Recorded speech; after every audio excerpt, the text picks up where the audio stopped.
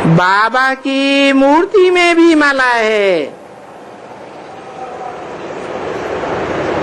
क्या कहा है? मूर्ति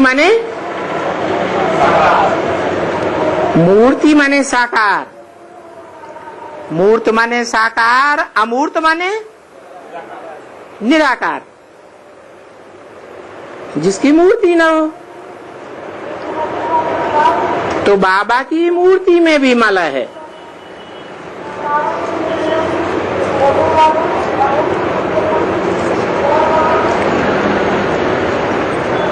माने साकार मूर्ति में भी माला है। भी क्यों लगा दिया?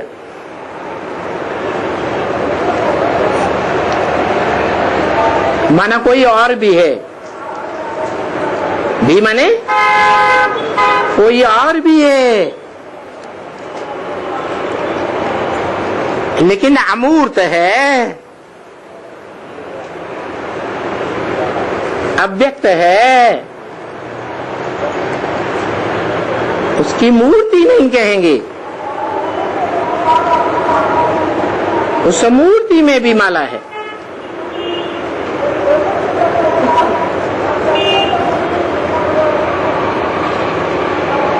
तो जो मूर्ति है और भी जिसके लिए लगाया मूर्त, वो मूर्त और अमूर्त एक ही है या अलग अलग है? हैं? अलग अलग है? एक ही है? हैं? मूर्त में अमूर्त समाया हुआ है। तो वो कौन सी मूर्ति है?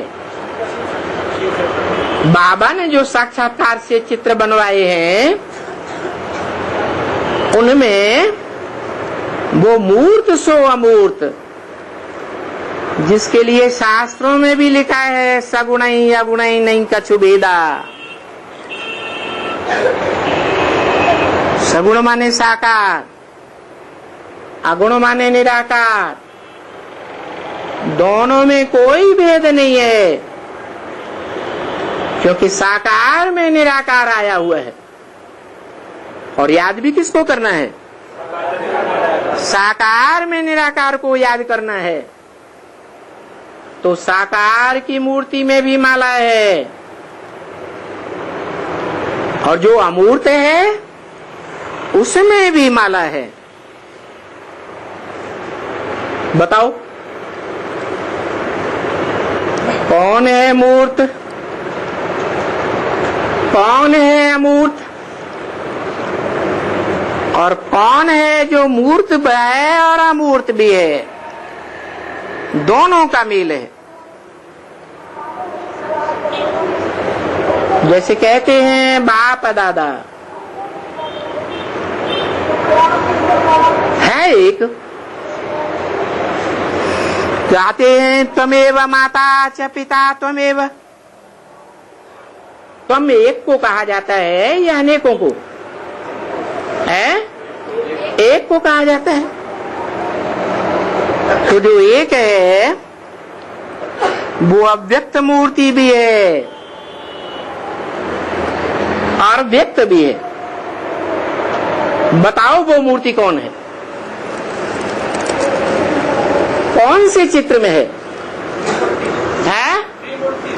त्रिमूर्ति के चित्र में है। शिवमूर्ति के चित्र में तो ढेर मूर्तियां हैं। ब्रह्मा की मूर्ति है, विष्णु की मूर्ति है, शंकर की मूर्ति है, परंतु त्रिमूर्ति के चित्र में कौन सी एक मूर्ति? शंकर की मूर्ति। शंकर याद में बैठा पुरुषार्थ करने वाला पुरुषार्थी है या संपूर्ण शिव बाबा है?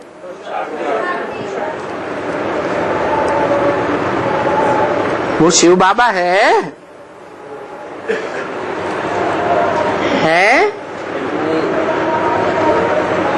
नाम ही दो हैं, शिव माने निराकार, ज्योति बिंदु का ही नाम शिव है। और जिसमें प्रवेश करता है वो साकार बाबा कहा जाता है, ग्रैंडफादर। शिव ज्योति बिंदु आत्माओं का बाप है सिर्फ, ग्रैंडफादर वगैरह कुछ नहीं।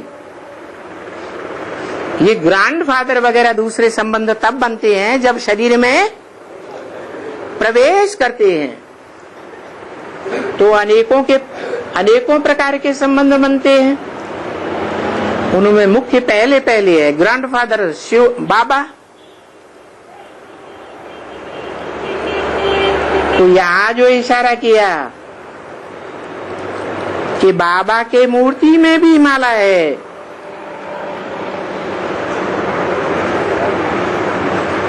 और अमूर्त में भी माला है। त्रिमूर्ति में वो मूर्ति कौन सी? अभी शंकर था, अभी विष्णु हो गया है। ऊपर का है, ऊपर का उसमें वो साकार और निराकार का मेल। ऊपर क्या है?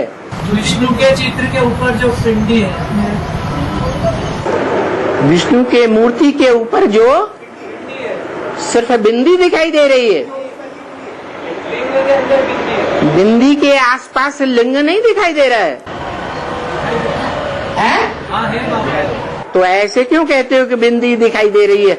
धर्म पिताओं की तरह। धर्म पिताएं तो विधर्मी है,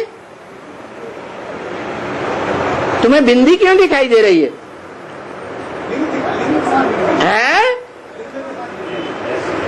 लिंग के साथ में बिंदी दिखाई दे, साथ में दिखाई, माने किसके साथ? लिंग, वो मेरा बड़ा रूप है। बाबा कहते हैं ना, अगर तुम्हें मेरा छोटा रूप ज्योति बिंदु याद नहीं आता है तो क्या करो? बड़े रूप को ही याद करो, तो भी फायदा ही फायदा है। तो जो बड़ा रूप है वो मूर्त है या अमूर्त है?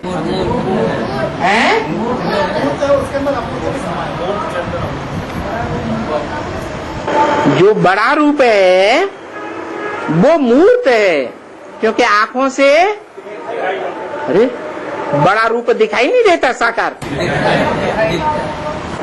तो अमूर्त है या मूर्त है? हैं?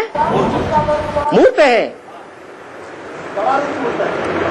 फिर शंकर का जो चित्र या मूर्ति पुराने शिव के मंदिरों में चारों ओर देवताओं के बीच में दिखाते हैं, वो शंकर की मूर्ति मूर्त है या अमूर्त है? बड़ी देर लगा दी है? तो शंकर की मूर्ति भी मूर्त है, और बीच में जो रखा हुआ है मंदिर में वो लिंग भी मूर्ति है। अंतर नहीं दिखाई देता? क्या अंतर है? जब इंद्रियां नहीं दिखाई देती हैं तो अमूर्त कहो ना। लिंग भी क्या है? अमूर्त है।